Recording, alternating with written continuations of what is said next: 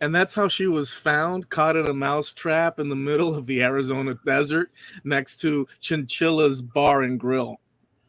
Oh, And you yeah. know what? If you tried to tell somebody about that, they wouldn't believe a word of it. That's right. You had They to have wouldn't. been there. You had to. Exactly. You wouldn't. No. It's like, that didn't happen. So we'd like to welcome you guys back to the Trampled Underfoot Podcast show. And your hosts are Mark Lindsay and Eloy Escagedo, coming to you from the two polar opposites. Well, I don't know if they're polar, of the country, the United States, that is. And yeah, what's going on? Oh man, just working hard out in the yard and glad to get a few things done. Glad to get a few things done. Got a few items checked off the list, and I'm a happy guy right now. I'm tired, but I'm a happy guy right now. Well, So, good. what's happening in the wonderful world of Florida? Reality, the universe, and everything is converging. Converging? Was that Converging. So, and the no? language But is converging too. I usually, I usually say converging, Uh, but I said converging. yeah. It's almost like some sort of European. What are European converging? It's almost French, almost French. yeah, That or you were adding the converging. words converging with conversion. I don't know. Well, yeah. So that's all I've got for you. Well, I've always found reality to be quite a concept. I don't know. It just depends. Okay. I know. Shock, cough, choke, faint, die. I got down a rabbit hole. We started talking about anthropology and the origin of You humans had and to do things it. like that. Yeah, You I had had to frickin' do it. Dang it! and I found some. What? No, No, now you get no, go ahead. because there's no end to that. Yeah, Go no, there ahead. is no end to that. But let me ask you a question. Yeah, Um, and I mean this seriously. Have yeah, you ever heard of anything called Doggerland? yes. You have heard. What have you heard about Doggerland? So it was invented in 1918 in Cuba. No, um, there's a running joke here in Florida where the Cubans will always say, "Oh yeah, well the Cubans invented that," that sort of thing. Yeah, You'll I hear do. it with. So it's the land that bridged Europe and the British Isles Right. today, where it facilitated the crossing and whatnot, and there's all sorts of studies and all that. Yeah, and there's Yeah. more Okay. to it, but that's just my basic. Well, yeah, and that's basically it. I had heard about something called Doggerland. Didn't know what it meant. Didn't know what it was. And didn't really pay a whole heck of a lot of attention to it. But something that surprised me about it was how recent it was. Because when you hear about this kind of thing, well, yeah, there used to be a land bridge, and oh, yeah, this group of people traveled to this continent over this land bridge. It Yeah. was, hundreds of thousands of years ago. Hmm. Doggerland, we're talking about um, 6,500 BC, Hmm. 65 to 6,200 BC. That's relatively, you know, recent. Well, I don't When know about you, that, but well, in the great grand scheme of things, when you stop and think about geology and how the planet was formed and everything else, I mean, you're absolutely right. Great Britain was a peninsula of the European mainland. mhm. And then all of a sudden, the uh, it was the most recent glaciation. The sea level started to rise, and eventually it started becoming more and more marshy. Um, and it Great Britain was joined to the Netherlands and northern Germany and France, all the way down to Dover. And so it wasn't like it was a huge catastrophe and suddenly there was a massive flood and people and civilizations were wiped out. This took several hundred years, and people would move and move and move. And the theory is that's basically where some of the Neolithic man that are in Great Britain where they came from.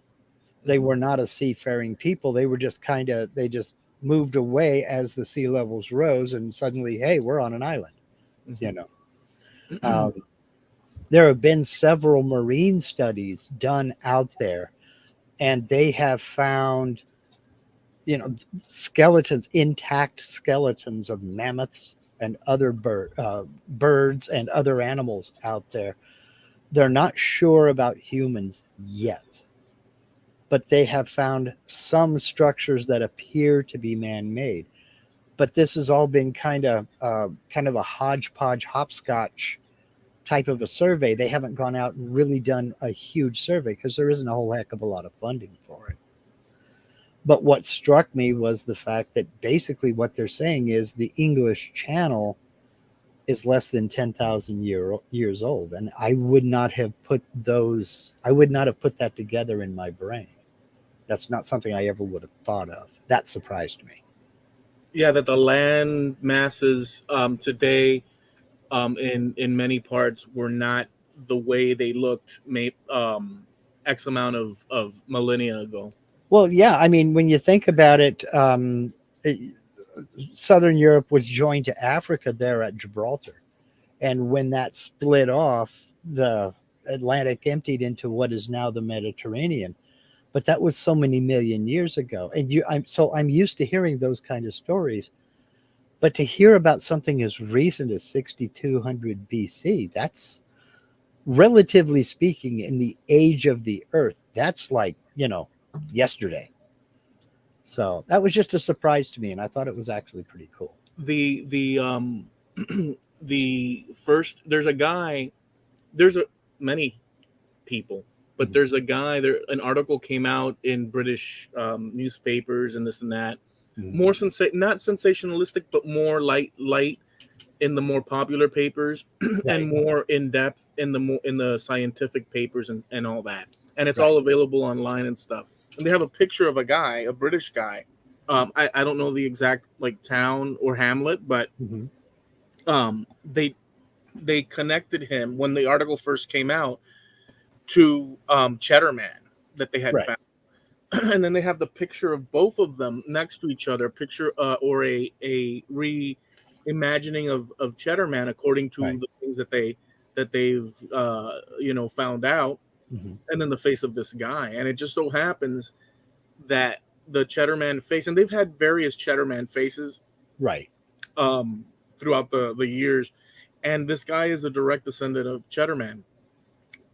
What I don't know that they mentioned is that um, many British people, not all, at least not all traceable, but many are related to Cheddar Man, which Right. is these groups of hunter gatherers that first settled in the in what is now the British Isles, and were always there, and Right. and and so he is a direct link in one part Right. to that original thing. And guess what? Interestingly enough, so is Jamie Page. Yeah, our friend Jamie Page, who drops in here every so often, did his DNA test, and it turns out that he does share some DNA with Cheddar Man, the Cheddar Man, Yeah, which is actually, when you stop and think about it, that's kind of cool. I it's mean, to super. have that definite, provable connection,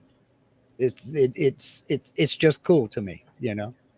Now that and $5 will get you a cup of coffee, but it's still cool. Well, no, it has value at least. Oh Well, yeah. it has value in however one takes it, but it has a connection value Mhm. to the area that one grows up in. As an example, it has value on a historical level. Yeah. It's just simply cool to think about.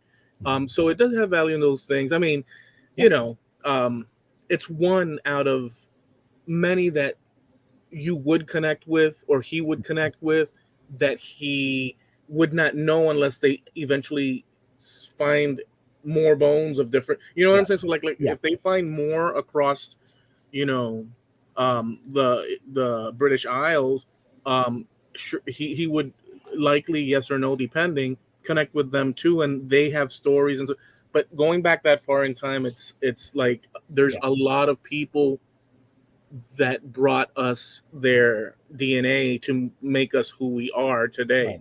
Right. Right. So Do you remember off the top of your head how old they estimate Cheddar Man's remains were when he lived? Do you remember? no, he was part of the first wave of people to so he was part of the hunter gatherers, the Western hunter gatherers. Uh-huh. So whatever that time frame is. Okay. I'm looking here to see. Okay. His skeletal remains date back to the Mesolithic era, about the same time, about 9100 to 7100. Okay. No, take that back. About 7100 BC. So, and it appears he died a violent death, it says. Okay. All right. Um, and his remains were discovered in 1903. So basically, roughly, okay, the remains date to 7100 BC. So that this was before the channel was formed. So Doggerland was still a thing. It was still there, still above ground, and that could explain, number one, how he got there. But who's to say they didn't live there already? No, You know, they entered the area from right? from Understood. But what I'm getting at is everybody's got to live somewhere, and who's to say that maybe they didn't live there already? When he died. I mean, had there been civilizations living there for a few hundred years, is what I'm getting at, no because it was a part of the European continent. yeah, the earliest, no, the West was populated. um there was always people Right. in numbers and stuff, and there's what we don't Right. know. But according to the trajectory with the like mainline science, Hmm. that could be wrong, Right. but what it indicates for now is that from, I guess the best easiest way to say it was in different waves, three different waves Right. principally, and they all came basically from the east, and there might have Right. been residuals here and there, but they all came from the east meaning Right. that place where our Europe today and um, Asia today, that meeting spot where Anatolia is, they all Right. came from there. Right. But what I'm getting at is nobody is claiming that Cheddar Man was the first to live in what is now the UK. He is the oldest they found so far. That's the claim that's no what there I'm getting at. no there's contemporaries of him as well. Right. And that's what I'm getting at. So for Um, instance, where they found him, mhm. I believe this is true. You might want to look it up, but I'm not sure, but I think it's true. um, where they found him is close to what's that site that's really cool that people visit? Sutton who?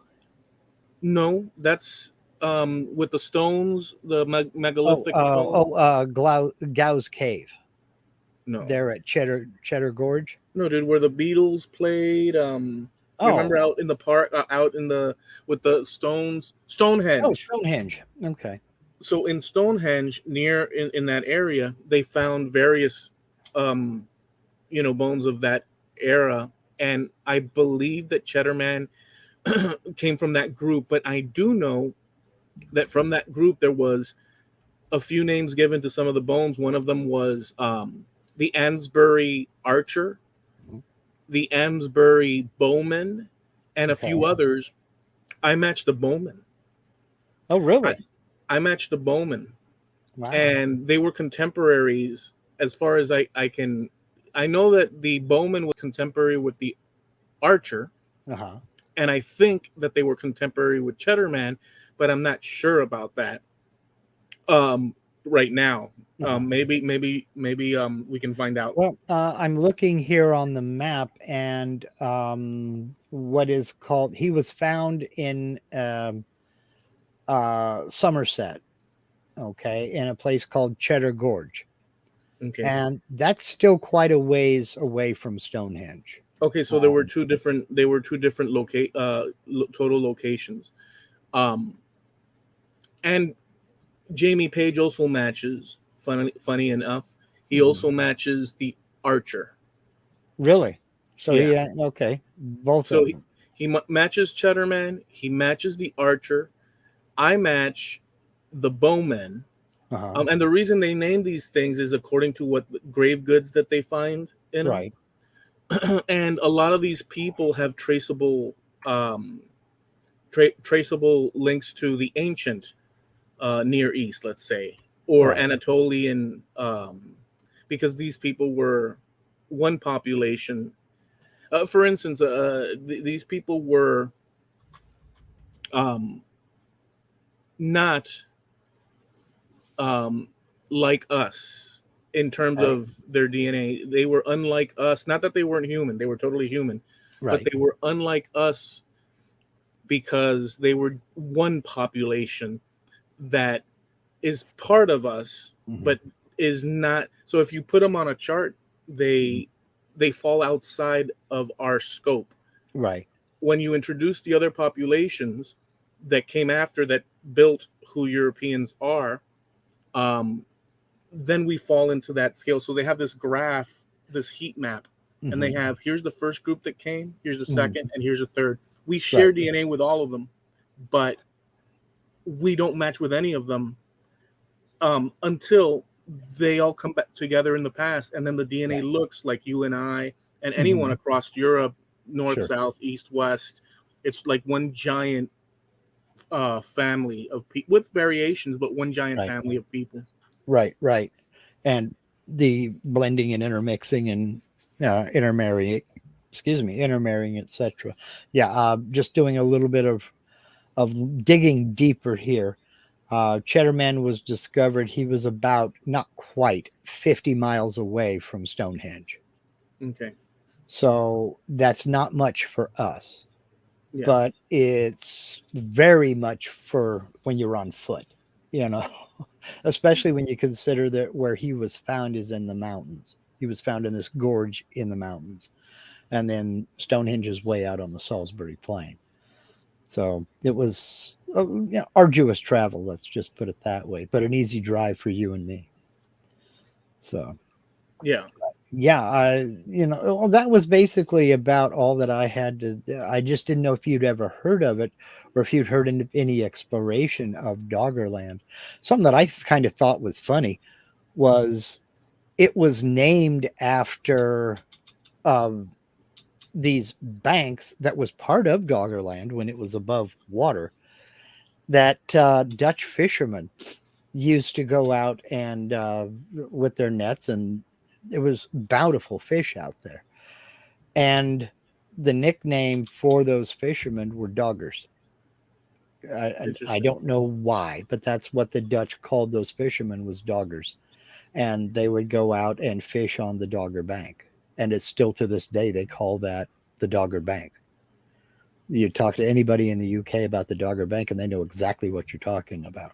So the submerged landmass was named after that. So that's where But that came from. So that was yeah, about all I had to talk about was, I was just kind of surprised at how recent it was because I don't think in terms of 10,000 years ago when you're yeah, talking about geology like that.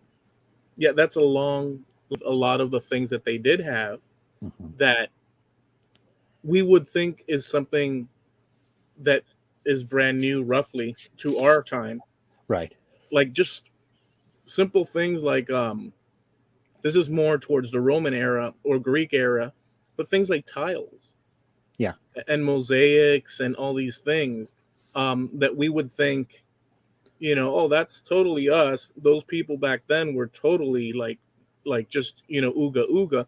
Yeah. But Stone the Age. truth, yeah, but the truth is that these people back then, when they uncover these things, not only are the mosaics like tiled, but they're like in freaking artistic with Hmm. shading and like they look like actual humans and animals. Yeah. It's And like really exquisite stuff, and you're like, holy smokes, well, you know? they have they have found decorative pieces in Neanderthal burials. They've found them in really, really ancient, early Homo sapiens burials. I mean, things strictly for decoration that would serve no other purpose to you or me other than for decoration. We're talking necklaces, beads, things of that nature. Some were made of clay, not many. Most were rock, stone, because that was something that they could work with. Pieces of flint, pieces of obsidian, things like that.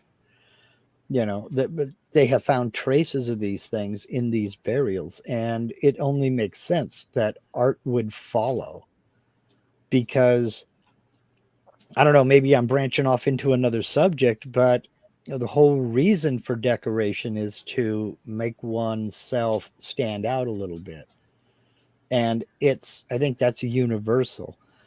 A lot of us want to blend into the crowd, but a lot of us want to stand out from the crowd. And that's what something as simple and utilitarian as the type of glasses we wear, that makes a statement. That is A status symbol. yes, it is. And the aesthetic is important to us. So why wouldn't it be important to them? If they could stand out a little bit by wearing something around their neck, why wouldn't they?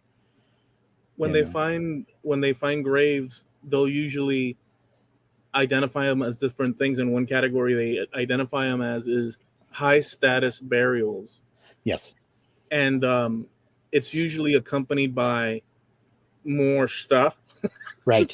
So stuff has always been part of the equation. Right. And the more rare or expensive the stuff, the higher status it's attributed to.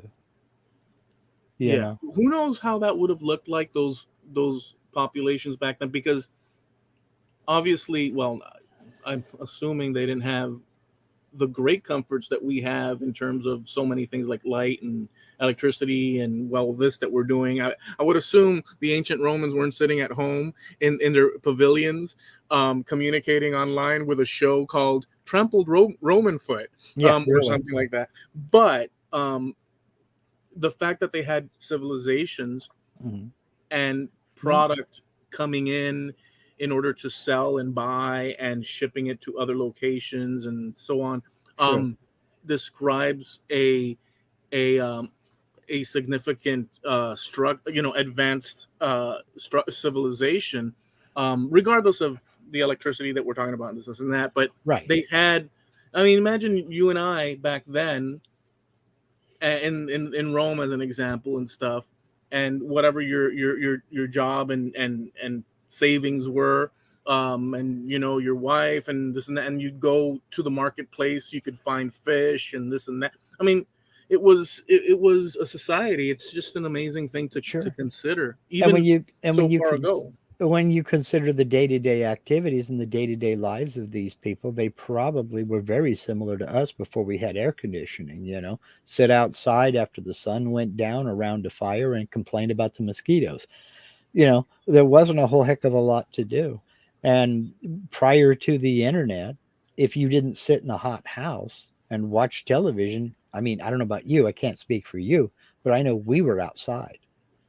I was, oh my gosh, I was in junior high school before we moved into a house, the first house that had central heat and air, where we didn't have, the constant struggle in the summertime about it just being too damn hot to stay in the house, during in the evening or during the day even. I mean, you turned on a fan, and if that didn't cool you down enough, you went outside. Did you ever do that as a kid? Here we go. Did you ever do that as a kid when it was just too damn hot to be in the house? Did you ever go sleep outside? If the air conditioning broke down, we had wall ACs, window ACs in each room individually, and we had a huge porch and pine trees across the street that blocked out a lot of and brought a lot of wind, so it was comfortable to sit out in the porch. But I never, other than camping in my backyard with my friends, I really didn't We did that a lot too. We would do a lot of the going to stay over at Mike's house. Okay, cool. We'll be sleeping out in the backyard. Oh, all right, fine. Yeah. And that was just one of those fun things to do. But it was also because it was just too damn hot to go hang out at Mike's house and sleep in his bedroom with the door shut. Because like I said, this was central heat and air was expensive, and even the little window AC units that you're talking about, they were expensive. Yeah. Expensive as hell. The first house, we rented a house one time that had an evaporation cooler in it, a swamp cooler. And some folks know what that is. If you live in a very humid area, you've probably never seen one because they don't help in a real humid environment.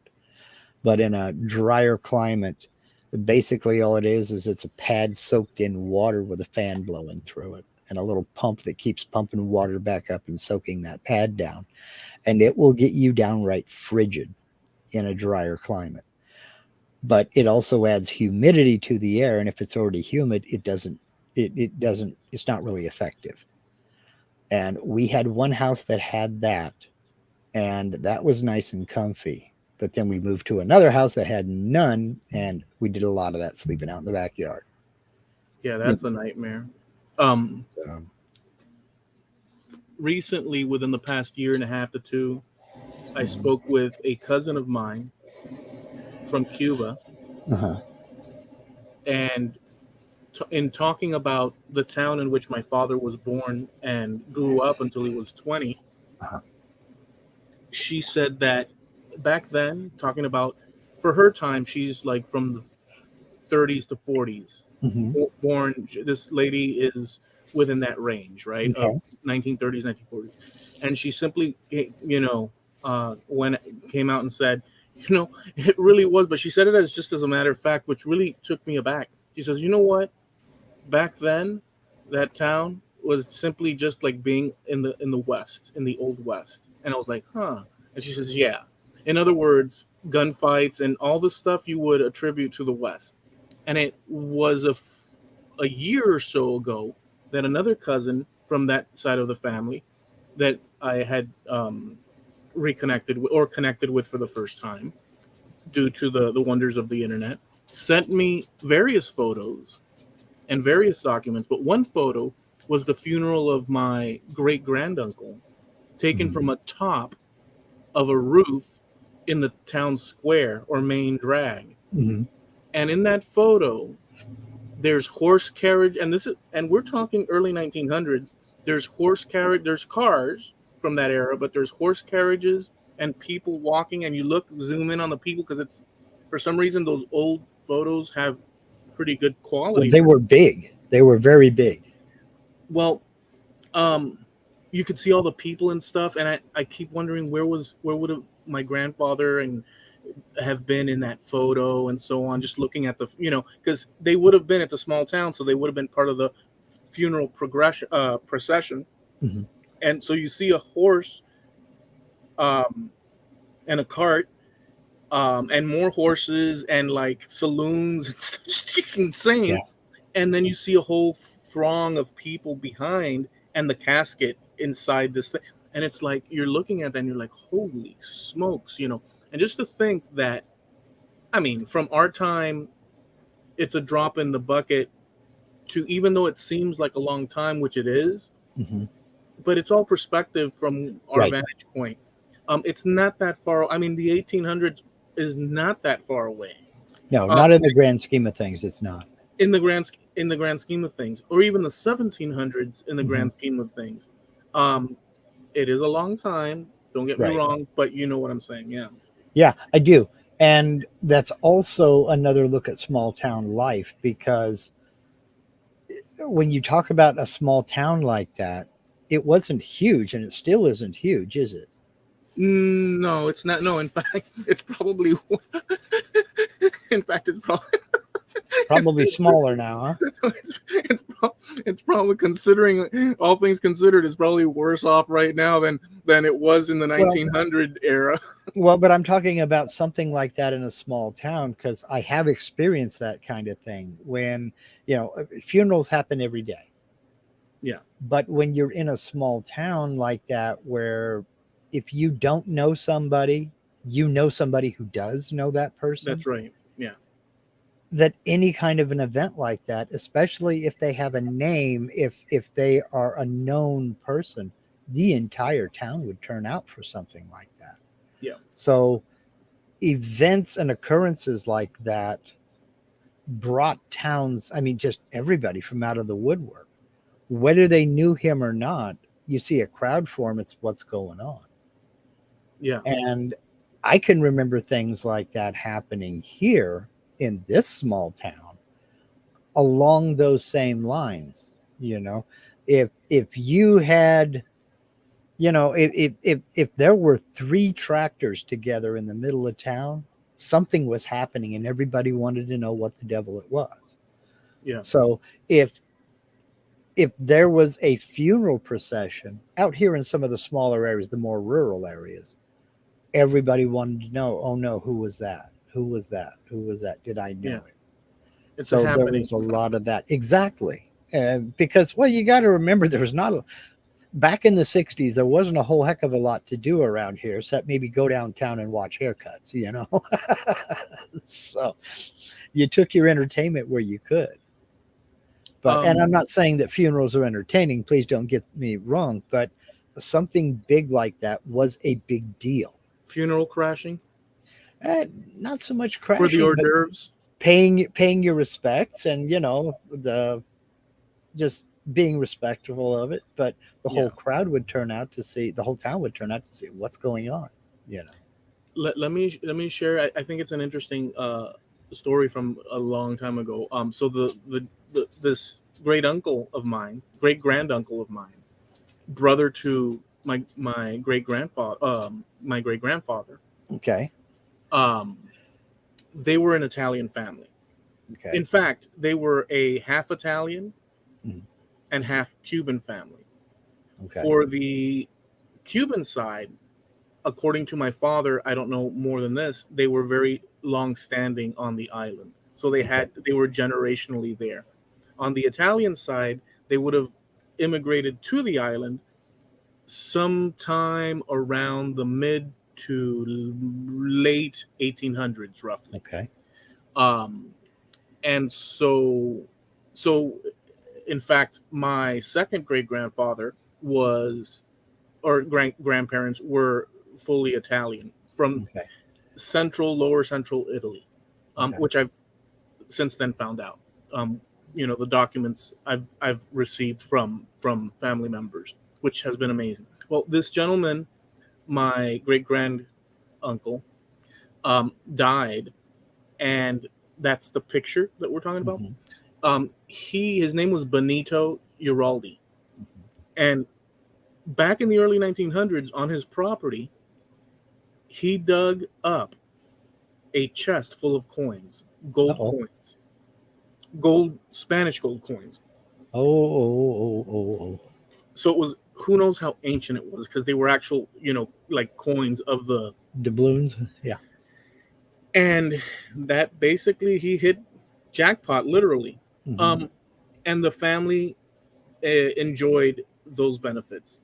Um, and what he did was he gave coins to everyone, or everyone shared in the bounty. I don't know the details of it, but my grandmother received a coin, and many of the women in the family turned them into jewelry. That was Oh, also, really?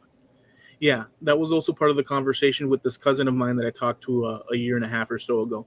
Um, and so my grandmother received one. Everyone received one, and they had land, and they had farmland and whatnot. Um, he had dug up that chest, Sure. and so they bought the land and whatnot. And there's articles every now and then, which I've also come across, where there's gunfights and such, just insane stuff, like the equivalent of the Old West, but in the Caribbean. Right. Um, Sometime in the early 1900s, when electricity started to be a thing, they opened up the first electrical service in that town, in that area. And it's detailed, in the documents of that era, which is an amazing thing. Then the Great Depression came at some point in the 30s, which wasn't just the United States that got Yeah, affected. it was worldwide. It was worldwide, and people lost their butts left and right. At some point, the electrical company that the Uraldis had established um, ran into trouble when a company wanted to buy them out. Till that point, in the towns near there used to be a saying that they'd say, um, "Until Uraldi turns the lights on." It was Mhm. like a colloquial saying, meaning, used in all manner of conversations as something saying, as a matter of fact, because they were the ones that had the electricity, but it was used in other ways just as a local thing. Um, because they would turn on the electricity on occasion throughout the day, turn it off because they were testing it. These were Mhm. the early days of electricity. Right. Um, so that was what happened. Anyways, the company bought them out and forced them to sell because they had more money, and they said that we'll drop our own lines and we'll outprice you by selling the electricity cheaper.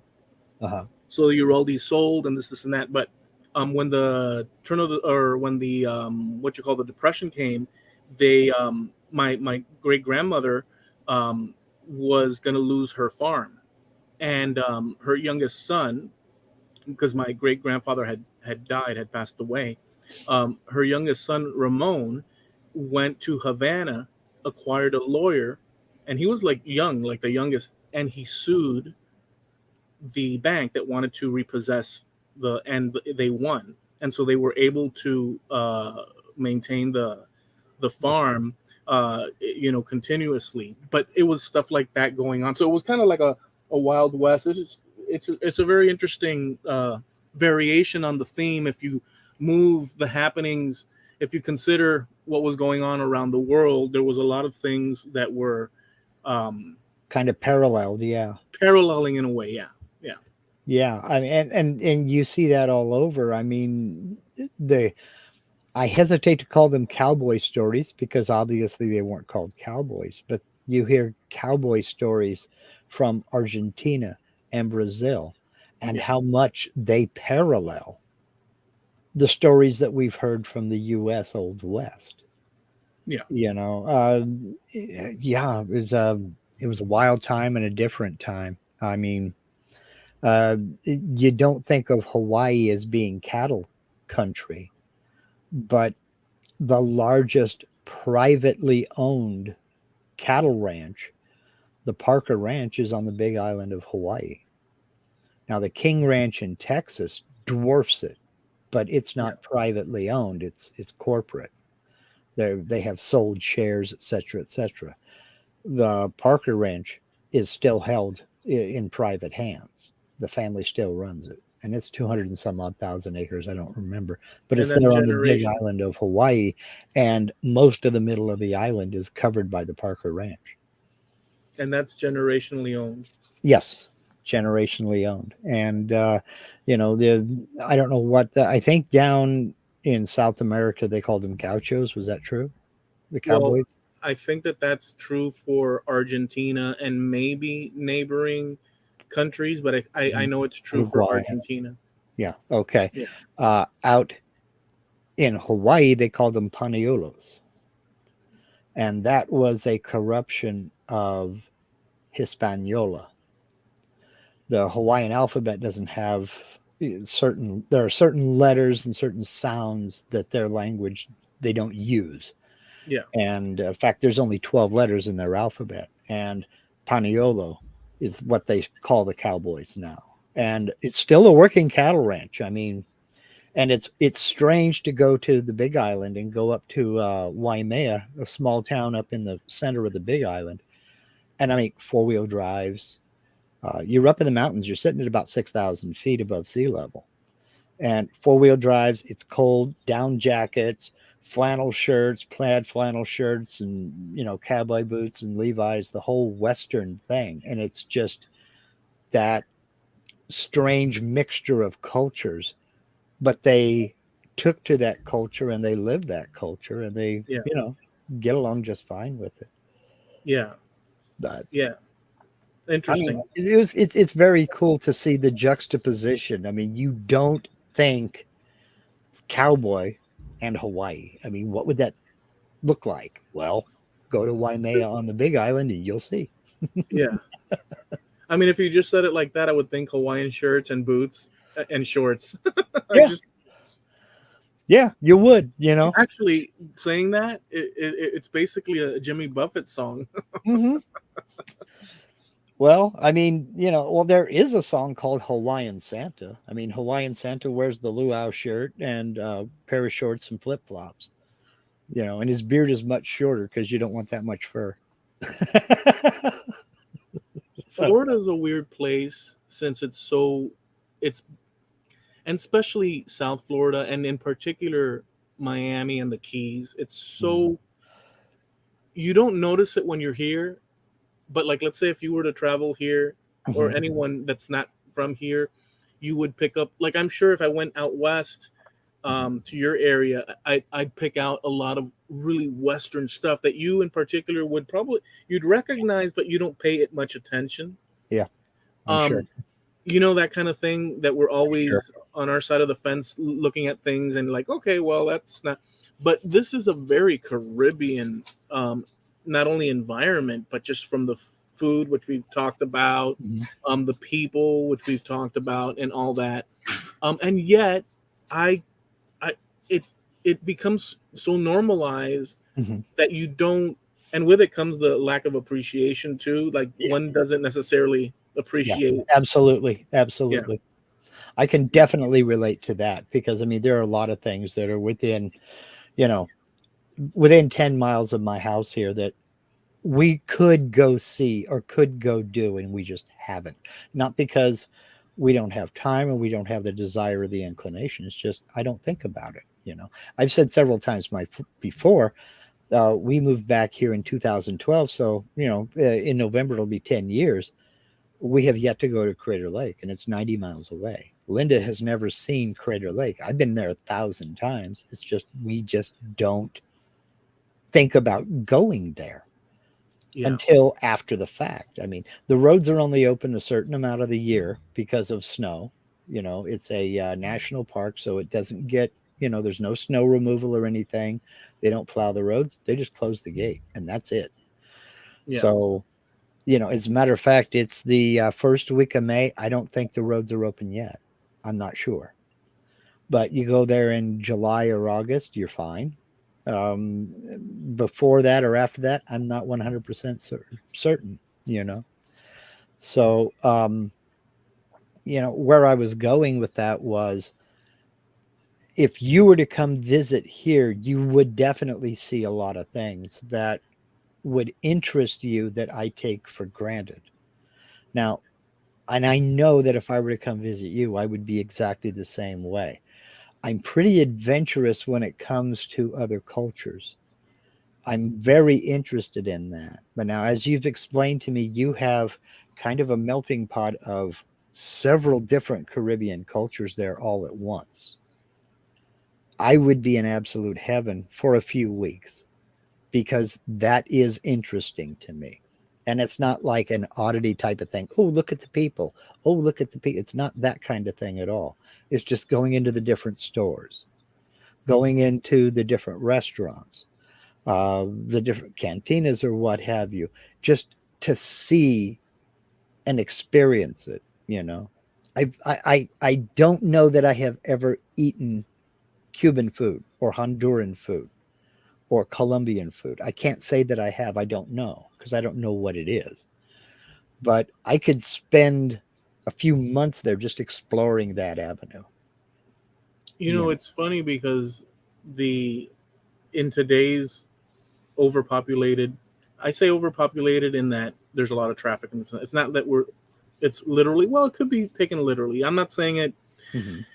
There's a lot of people here, but back 30 years ago, there was still a lot of people. But if you were to get your family together, jump in the car, and want to take off to the beach for an afternoon or for a day, what would happen was, and it happened so many times, I mean, either with friends and family, and it was like a continual thing. We'd go to the beach, and you'd drive to the beach about 12, 15 miles away from here.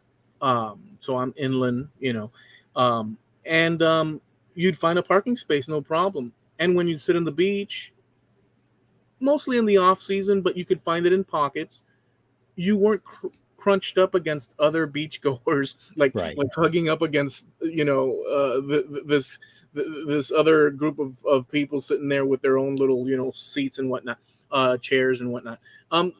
But today, just to get in your car and go there and to arrive is an adventure in itself. And then you have to find the parking, which is another. And so basically, interchange adventure for headache. Yeah. And there's a lot to be said for that as well. Yeah. Because I can remember certain attractions here that were real. And I use the term attractions loosely because we are very much water oriented around here. We've got a lot of lakes and rivers.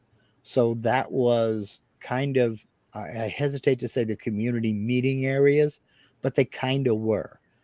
Because, you'd see somebody downtown at the grocery store. Hey, you going to the lake this weekend? Yeah, we're going to be up there. All right, fine. And then you go up to, quote unquote, the lake. Yeah. Everybody had their favorite because there's about 40, But you knew that friend would be going to, for the sake of discussion, Lake of the Woods. You didn't have to say you going to Lake of the Woods. Are you going to the lake this weekend? Yeah, okay. And you just drive around and, oh, there's their truck. All right, fine. Park up next to them and off you go. And that was a big thing to do. I mean, people worked all week long, and then for the weekends, they got away. They got out. Town would be almost deserted until later in the evening when the kids came out with the cars and cruised the main drag and all the other good stuff. Yeah. But, I practically grew up on a houseboat up on a lake called Howard Prairie. And my grandparents had a houseboat. We had a houseboat for a while. And that was just what you did. You went up, got on the houseboat, and put out into a nice cove, anchored, and you were out by yourself, just chilling. A couple of hamburgers on the hibachi or what have you. Maybe you'll fish, maybe you'll swim, maybe you'll just sit back and relax. But it was just to decompress from the entire week, Then come back and put everything away and off on the rest of the work week. So, but there are places, certain lakes that are now way overgrown because nobody goes there anymore. Certain parts of the river where I can remember one park down on the Applegate River we used to go to every weekend. And it was jam-packed crowded. Now you might see another person there. I took Linda up to one of my favorite old fishing spots on a little lake, Squaw Lake up here in the mountains. And I went past it twice because everything had changed and overgrown. It's just not a popular place to go anymore. And so the culture has changed. People have shifted away from that kind of thing. And you kind of wonder, well, what happened to that? Because it used to be a very big thing.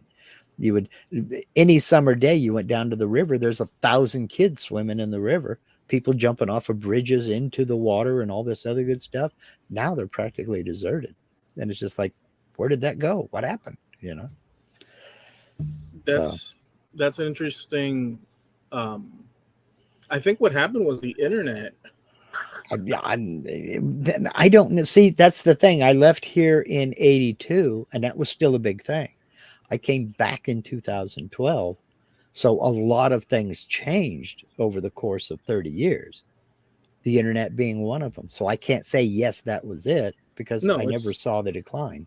It's one possible, one likely aspect of it, because people's focus, like back in the day when I was growing up, there was like car races, the speedway.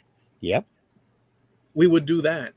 Now, that wasn't something that we as a family culturally would do, because you had the Cuban population, the North American population, that had always been here for the most part, and then various groups, but much smaller quantity. Um, and my American friends um, would say, "Hey, man, let's go. You know, my dad's taking us, and Mhm. and I say, okay, let's go." And I'd tell my mom, and they'd simply say, "Okay." Like there was Yeah. no weirdness or worry that your child Mhm. is going off in this random. And it's not like they had. It's not like those adults, like my parents and their parents, um, really talked. Yeah. Um, they were just adults, but they were from the block. As long as you were from the block, they identified, and we'd always Yeah. be in each other's homes. Uh-huh. And each person's parents would go somewhere, and all the kids would go off with the. Yeah. So like in so I'd go to the raceway, and in Mhm. my case, my friends would come over. My dad would made a built a huge pool, Mhm. above ground pool, not unlike the one that you set up, but Uh-huh. smaller for kids, still big, but. Yeah. And all the kids in the neighborhood would go there, and they'd have, and my mom would serve the Kool-Aid and stuff. Mhm. Um, don't drink the Kool-Aid, and we all trip out on the lawn, and we'd see like pink giraffes floating Yeah, around. right. Um, but it was kind of more of a wholesome, very wholesome, um, vibe. But now, did It, your parents really know your friends' parents? mm-mm. Yeah, because mine didn't either. As a matter of fact, I had a couple of friends, real good friends, and I spent a lot of time at their house, and they'd come over to my house. My parents never once even met their parents. Right. Never talked to them on the phone. Never nothing. I'm going over to Jim's house. Okay, what time you going to be back? 3:30. Okay, fine. And then I'd come Yeah. home 3:30 and get ready for dinner, and we'd go off and do whatever. Yeah. But it was never questioned. Can me, Jim, and Mikey go off to the drive-in? We're gonna go see Smokey and the Bandit. Yeah, okay, fine. Gone. Yeah. That's awesome. And whatever. It was really a different time. Now it's who you gonna be with. You got your phone with you. Text me every hour, whatever. And it's like, oh, come on, let him be a kid. But I So get it. I really do. I get it. Times are different. it's very different. But wow. It is very different You now. Oh, mentioned the races. I mean, we used to go to the racetrack all the time, and it was weird because the racetrack was almost right downtown. I yeah. mean, it's an industrial area now because they moved the racetrack out here. The racetrack is about 6 miles down the road from us. Currently, And yes, and we've been here again. We've been here for 10 years, almost 10 years, and we haven't gone yet. And I used to go every Saturday night. Sometimes my ex-wife would come with us with the kids. Other times she didn't want to go. Nah, I don't want to go this weekend. Okay, fine. I'd call up my friend Bruce and off we'd go. You know, yeah. I so mean, in this town back then, it was special to me because obviously it was my youth, and we had the. My mom would say, "Don't go to the canal." mhm. So the canal, which was across the street, had huge pines that just went down in a straight line alongside the canal. And you don't want your child to fall into the canal and this and that. But the older kids used to go to the bridge and jump off the bridge and play in the In the water. water. Yeah. And a lot of habits that my family wouldn't have necessarily been partial to, or weren't, I picked up from my American friends, Mhm. my North American, long-standing North American friend. Mhm. Um, so things like running outside without shoes, my Mhm. mom was aghast, and we'd run into the like shallow like pools Uh-huh. of water everywhere, and pick up tadpoles and all sorts of Yeah. stuff. And my mother was like, no, don't touch those, or you might get ringworms, or no this or that or that. And everything was like it was more trying to cocoon. And obviously your mother's going to generally go for safety first over adventure, But these were things that were slightly very, I'm saying in a very temperate way, but Mhm. slightly on the wild side, or like the American wild side, like go off into the woods, kids. And Be careful.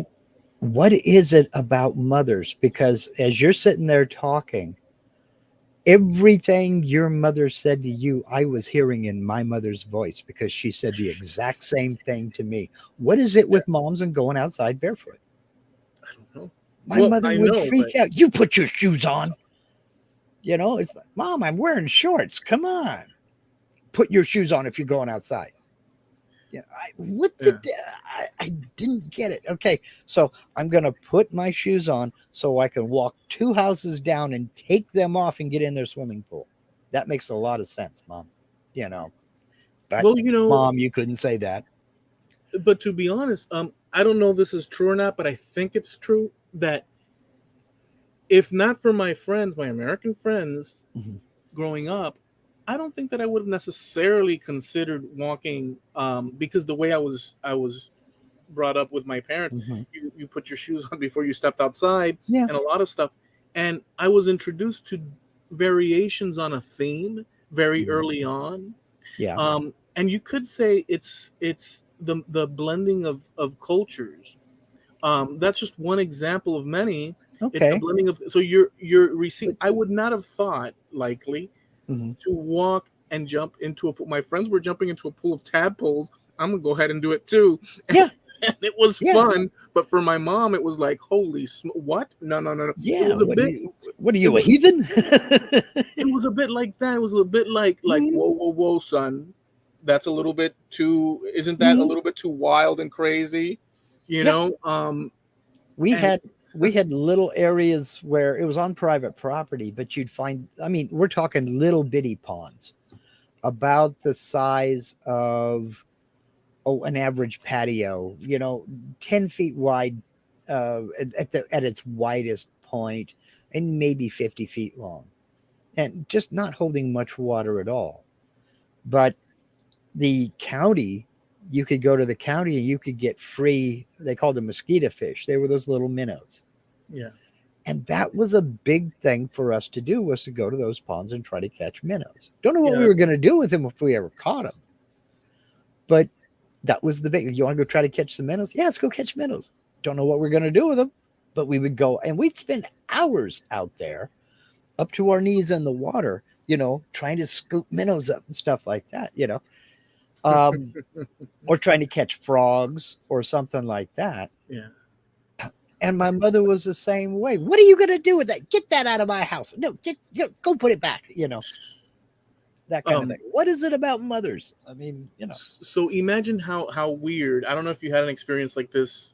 Roughly, you might have a story there, but so mostly it was what I told you, where you had your Cuban population, uh-huh. that had arrived. Mostly there were always Cubans here and Caribbean people here, but the amount Mhm. um, was increased in 1960, 1959, 1960. But there was always, because there was, there was Yeah. always back and forth. But so you had that world, and it was an American world plus a Cuban world, and a very Caribbean. It's just a very unique experience.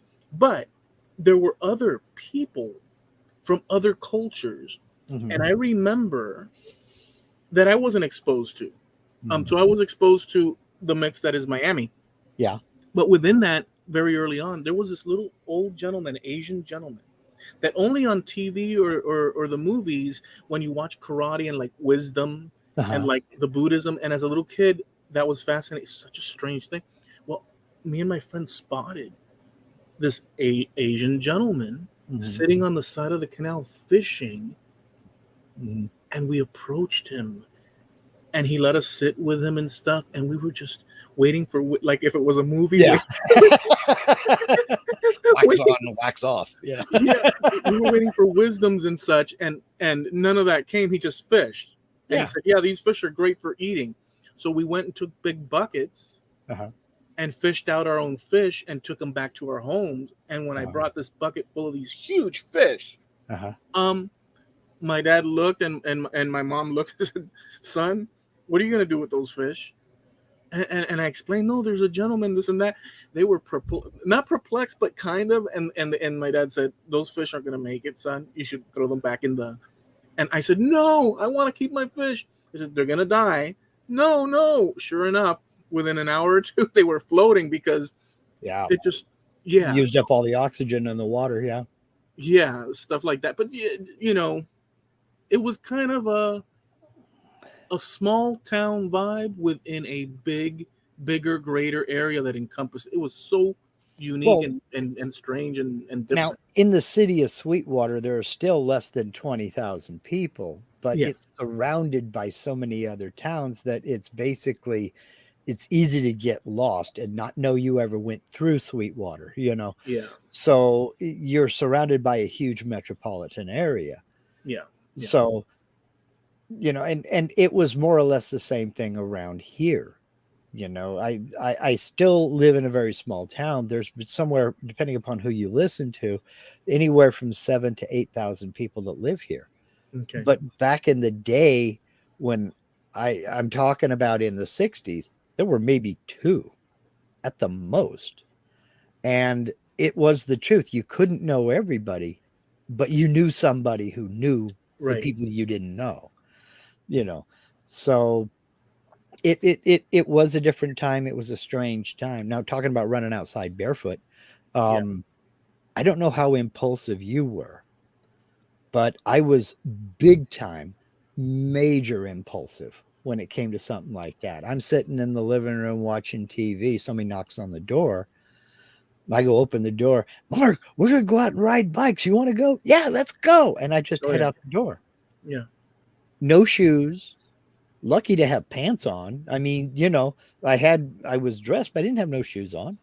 Then we yeah. just run out the door real quick and grab my bike and think, wait a minute, it's hot down there. Let me go put my shoes on. And I run back in and put my shoes on. But about half of the time I wouldn't, if I'm going to be running around on hot asphalt, I'm putting my shoes on. That's Do all there is to it because it's do hot.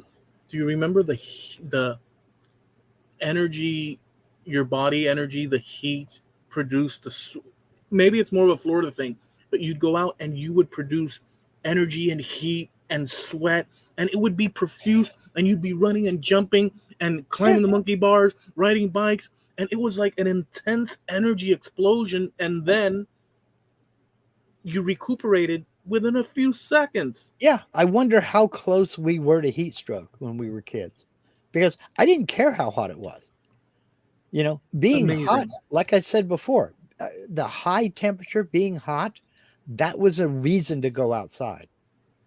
You had to go outside when it was hot because to stay in the house, it was even hotter, and you just sit around and you're miserable. Just But amazing, the get out, production. get on the bike, get some wind going, go down to the creek and splash around, do whatever. And now at 61 years old, I wonder how close to heat stroke were we because we did all kinds of goofy stuff. Let's put it this way. I'm thinking twice about going to the toilet after the show because that's a Mhm. long stretch of walk. That's And that well, doorknob, that means that there's wrist muscles that are gonna have to be engaged. dude, I feel you. If I could fit it in the house, I'd drive to the refrigerator. You know, Oh, another thing, just to end off on this on my end. Back then we had a few key stores like all-purpose groceries and so on. Um, I can easily remember going into one called the Federal Market. Mhm. It was called the Federal Market. That's long gone. um, and the Federal Market was a small bodega style deal Mhm. where you could get your meats and whatnot and a lot of canned food. And it also had a little diner in the back Mhm. where people would sit and eat burgers and this and that and whatnot. Mhm. I remember that they also sold like cassette tapes and all sorts of stuff. Yeah. And there was, for years, there was one, I forget the band that sang Quiet Riot. Mhm. They had the Quiet Riot cassette, Uh-huh. and it was sitting there so long that dust had collected. Some items were just sitting with dust for years. And I remember every now and then liking the curious items and purchasing them Mm-hmm. with frickin' dust. So Yeah. they knew that eventually these items, with the kids around the, Mm-hmm. the the area, that these items would go sooner or later. But some items just sat there forever, dude. Yeah. We had two markets here. One was Quality Market up on the hill, and the other was OK Market right downtown. They are both still there. They're both under the same name, but they are completely different places because, like, both of them had, produce, meat, bakery. They were small markets, but you could go and you get canned goods, do whatever. They were a bit more pricey than some of the, like, Safeway or any of the other supermarkets, but they were small little hometown markets that, and with massive candy racks, because they knew that's two things that they had: a massive candy rack and a massive magazine rack. And I can remember signs on the magazine racks, no loitering, because that was one of the things people would do is you'd go to the magazine rack, pick up the magazine and just lean up against it and read the entire Ding Dong magazine Yeah, standing there in the store. And eventually the store owners would say, look, you're not going to sit there and read that entire magazine. Buy it or get out, right. It's a quarter. Come on. Yeah, And but those were just some of those things. And they're still there today, but now they're convenience stores. It's all beer, sodas, and candy with pastries and quick foods. The meat counter's gone, and now you got the prepackaged sandwiches. yeah. I mean, it's a The whole. store, the structures are still there. Yes, yes, the buildings are still there, and they're still being run as stores. It's just now it's become a convenience store. And they were all over the place. I mean, you drive around and you'd be out in the south end of town, out in an area called Griffin Creek around here, where there's a lot um, of agricultural land, and be driving along, and all of a sudden, boom, there's a store, and it's like, where'd that come from? And if they were really smart, they had a couple of gas pumps too. A couple of other 2 points. I know that Yeah, we're we're over, but rounding that's home. okay. When my folks purchased out here, because they first lived in the Little Havana area, which is basically close to the outskirts of downtown Miami by the river, Miami River, on Mhm. the southwestern side, which is where a lot of most Cuban exiles came in the 60s, settled in the 60s. Then they branched as economy got better. They branched out west, and then it spread, everywhere. But back when they bought here in 71, um, there was about 3,000 people, if that, living Mhm. in this town, in this Yeah. city. It was a city then, but 3,000 people, and they had two bars, one of which still was around when I was growing up. Um, and there was only two entrances: a bridge made out of wood, one way each way, and then they installed a new bridge, and the road didn't go all the way down through the. So it was kind of like a little island in a way. Yeah. Um, so I wanted to mention those points. I know I had another point, but yeah, just it was a special time. It was Hmm. and but that has that Yeah. obviously has gone, that era. Well, it is still around, just you have to go further out to find it. That kind of life, that kind of living is still around. And I've done the big city thing. I mean, I grew up 10 years in the San Francisco Bay Area, where you are packed in like sardines, and there's people around you constantly, and traffic is horrendous. I've lived in big cities. That's not the only one. And I just prefer the quieter, more gentle, slower pace of life, which is why I choose to live in a small town like I do now. The last town we lived in Nevada was, I think, 1,300 people. And as I've told you before, it was 12 miles to the closest gas station, 16 miles to the closest grocery store. So you had to plan ahead.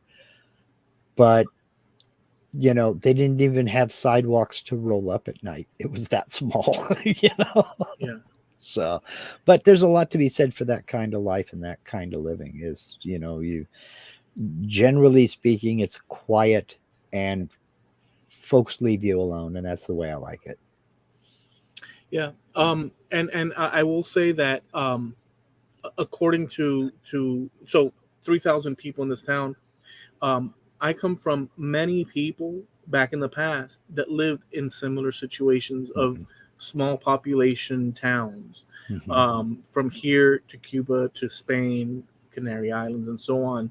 And it may be because I kind of like it, but so maybe it's passed on somehow. That's speculation, but I can say that as it stands now, I sure do like my Walmart at arm's length. It's Well, just our and Walmart's 3 miles down the road. So, right. I just wanted to add that. So oh, yeah. we're nostalgic, but let Mhm. us not forget the technology that Oh, you dude, know. I love my creature comforts, and I can get just about, not 100%, I can get just about anything I want out here. We're not that desolate, but Yeah. there's a few things we don't have, but I've managed for many years without them, and I'm fine without it.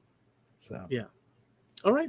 Are you ready to wrap it? yeah, I'm ready to wrap it up. We will have an after show after this is done and over with, but go ahead, All right, just for the folks. folks here. So we'd like to thank you for joining us this evening. This is the Trampled Underfoot Podcast show with Mark Lindsay and Eloy Escagedo, and we do this every Tuesday, 9:30 Eastern, 6:30 Pacific Coast time here on YouTube.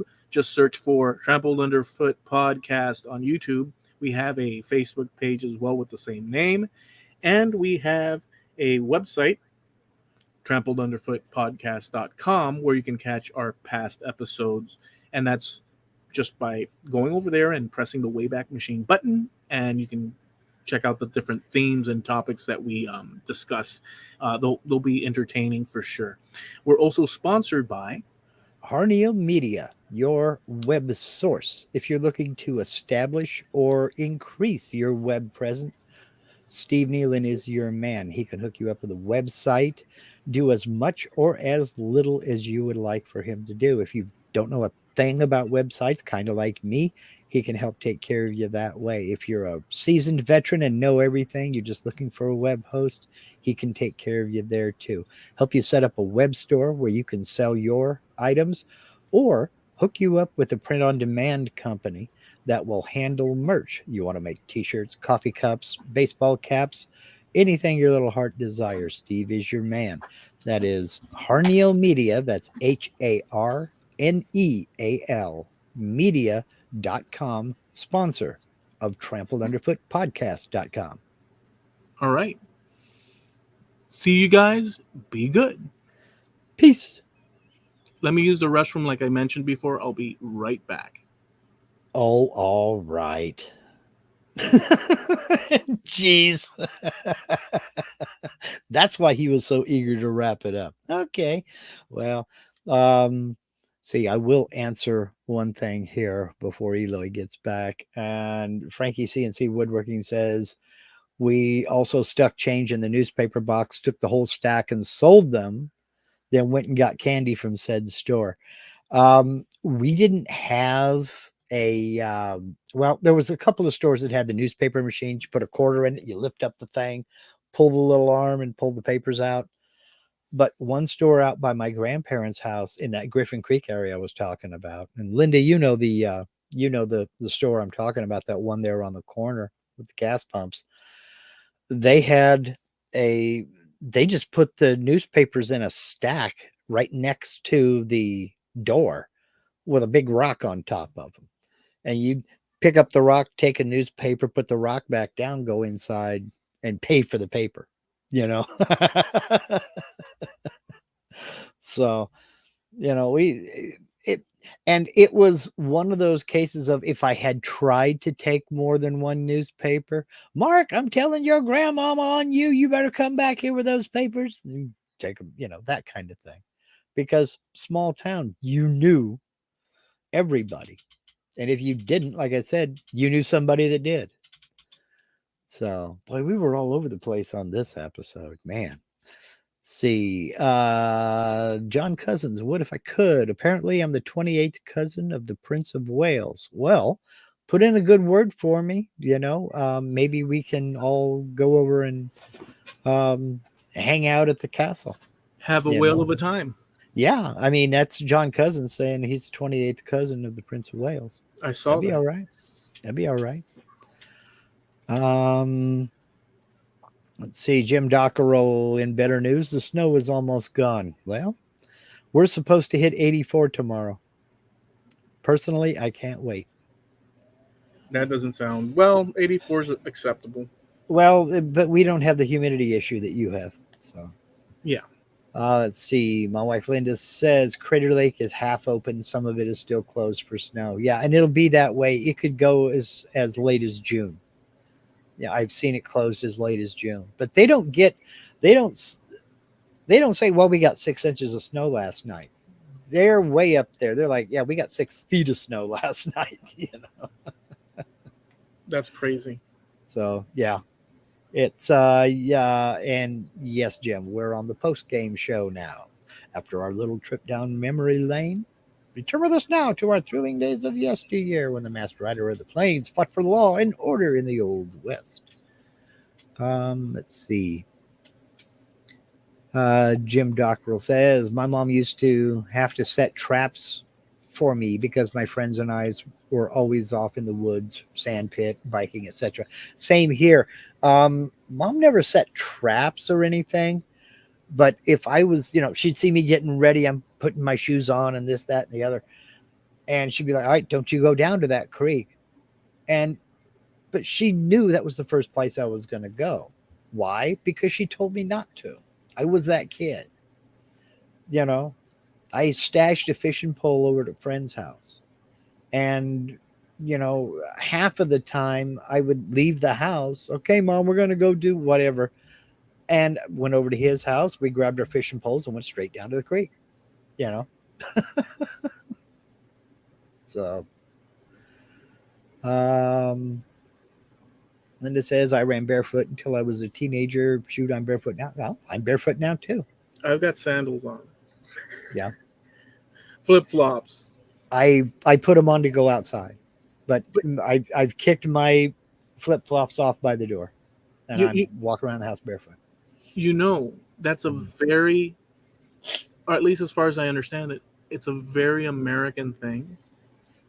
The casualness that we naturally enjoy and participate in, and generationally speaking too, that's a very yeah. I don't know, because you're up where you're at, and down here I could make the argument, and we do, that no, I dress casual because it's too darn hot, which it is, but I find that it's found all across the country. I don't know that. Yeah, it's a seasonal thing out here. Yeah.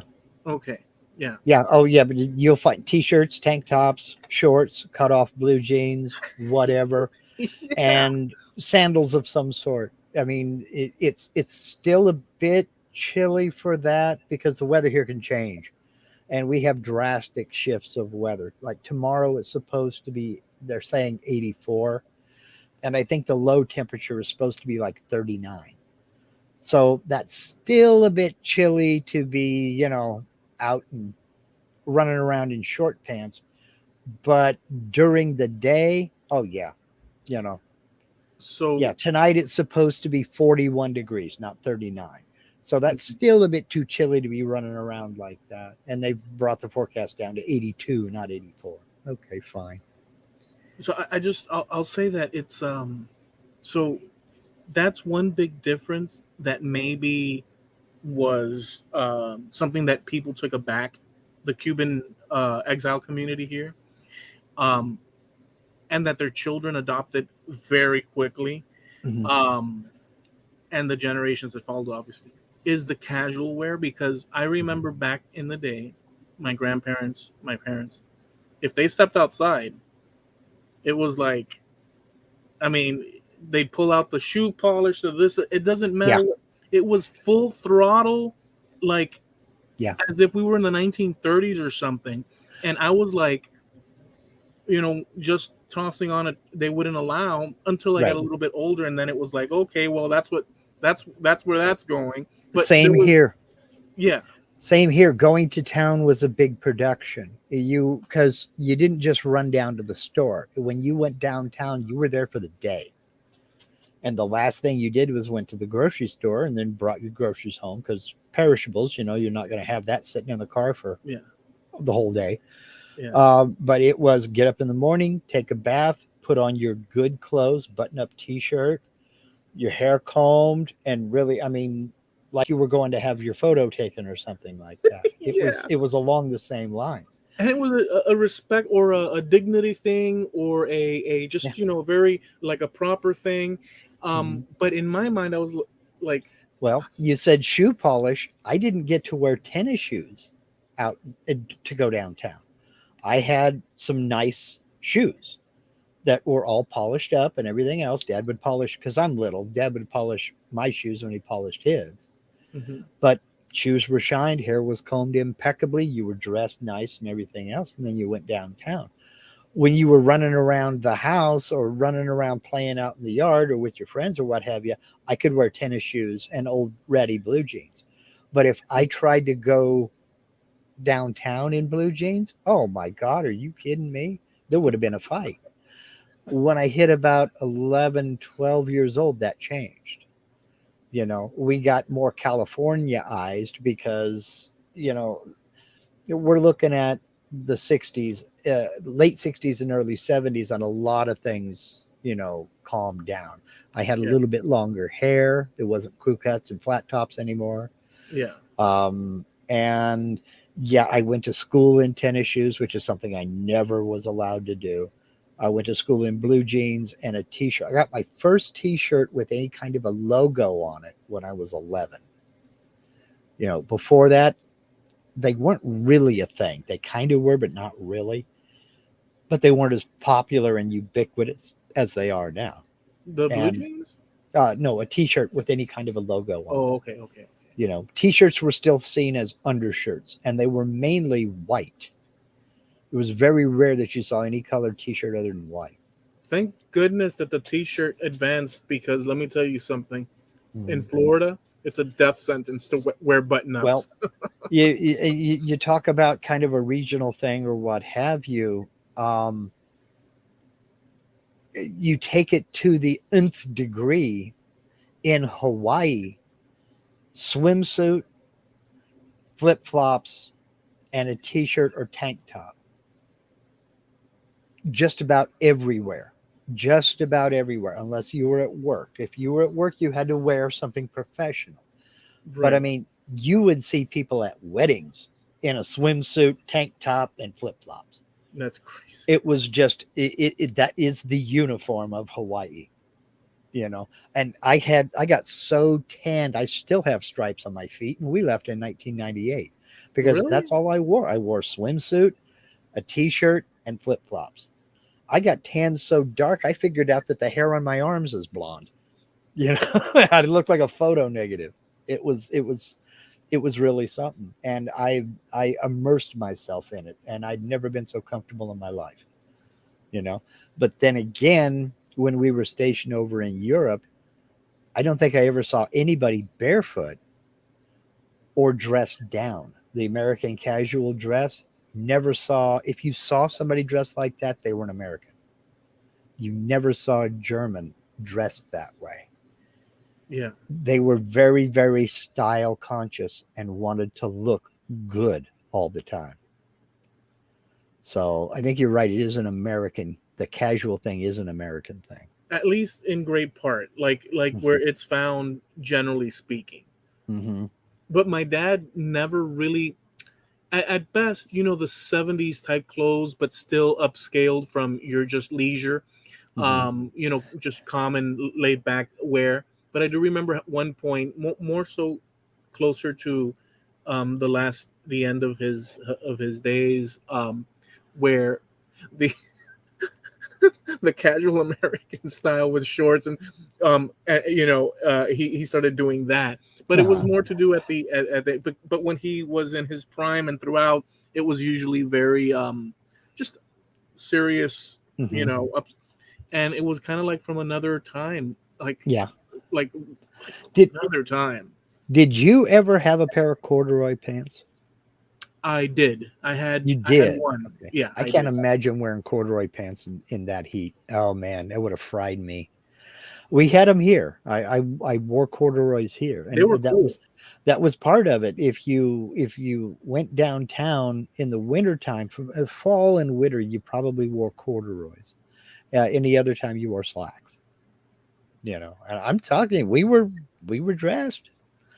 Oh yeah, Linda, thank you for reminding me about that. That was until Aloha Friday. Every Friday was called Aloha Friday, and you wore board shorts and a Hawaiian shirt to work with flip flops.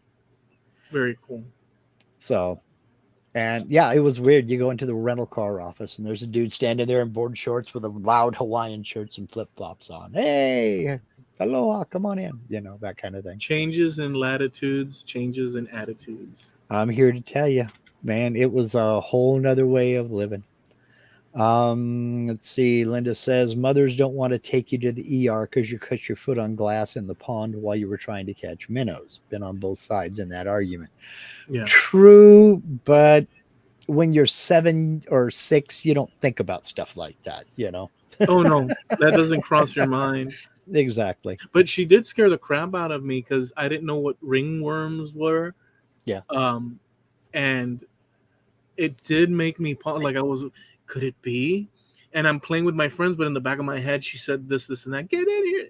And so there is influence from the parent. They can scare the crap out of you. Yeah. Yeah. We were told to stay away from stray cats because you'd get the ringworm. That's what mom said to us. Don't you pet that cat, you'll get ringworm. Now, I don't know, do cats carry ringworm? But I was freaked out by cats. Yeah, it takes just one set of a sentence from your parents, and Uh-huh. you believe them. Yeah. Yeah. You believe them because why wouldn't you? Frankie CNC and woodworking. I was 8 or 9, ended up sweeping the floor at a little barber shop down the street. Then he would send me to little shops in the area to pick up a piece of paper from them with numbers wrote on them and a name. Okay. I'd return and I'd get hand for change. Okay. Don't know what that was all about, but all right. Unless he was a bookie or something. No, that as a kid, that's how he made money. It looks like. Yeah, I get. What we used to do was we would walk down the railroad tracks picking up soda cans and bottles and stuff like that. And we got 3 cents for aluminum cans and 2 cents for soda bottles. And it was all, but penny candies, man, that was the way to go.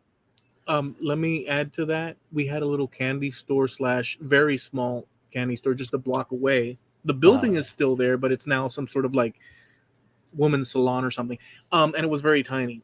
And I remember a friend of mine back in the day saying, "Dude, don't throw away that Coca-Cola." And it was the glass Coca-Cola. Don't throw away that Coca-Cola. Let's go to the store and you get a candy in exchange. The guy would exchange it for one piece of gum from one of those jars. And I said, "What?" And I found it like an eye-opening moment because I said, they'll give you candy for this empty, because to me the empty bottle was like freaking useless. Yeah, it was trash. Yeah. He's like, "Yeah, dude, come on." I said, "Okay." Like I was doubtful. We're walking, and he just give it to, and he says, "Go ahead and grab a candy." And I opened the lid and grabbed the candy, and I was like, I couldn't believe that the idea of trading something useless for this valuable for this valuable gum, it was a mind blower for me. But my aunt, my dad's little sister, is the one who introduced me to that. We walked down to a store and I had the 32-ounce 7-Up bottle, and I didn't know why she was making me take this with me. And she's like, "Go ahead, put it up on the counter." And the lady looked down at me. I'm a little kid. And I set it up on the counter. She went, "Oh, okay, sugar. Hold on a minute." And then she handed me 3 pennies for it. You're like, oh. And I was like, "This is a thing? This is cool." Because I'm 5, so we're looking at 1966. I may have been 4, 65, 66. 3 cents was a lot of money. Yeah. I thought we hit the big time when they raised the deposit on the 32-ounce bottles to a nickel, because a whole nickel. That's what I got from it. You could buy a Snickers with a nickel, a full size Three Musketeers or Milky Way or something like that. I was like, oh heck yeah! I think that's the amount that we would get. We get 5 cents. Mm-hmm. But what they would do is they'd offer us the candy. Like, nobody argued the point. And you just pick a chewing gum, like, those round with wrapped on 2 ends with paper, wax paper. And that was the trade-off. But to me, that was a win situation, Yeah, I don't know nothing about economics. I'm 4. She gave me 3 pennies for a bottle. Let me go see what other bottles I can find, It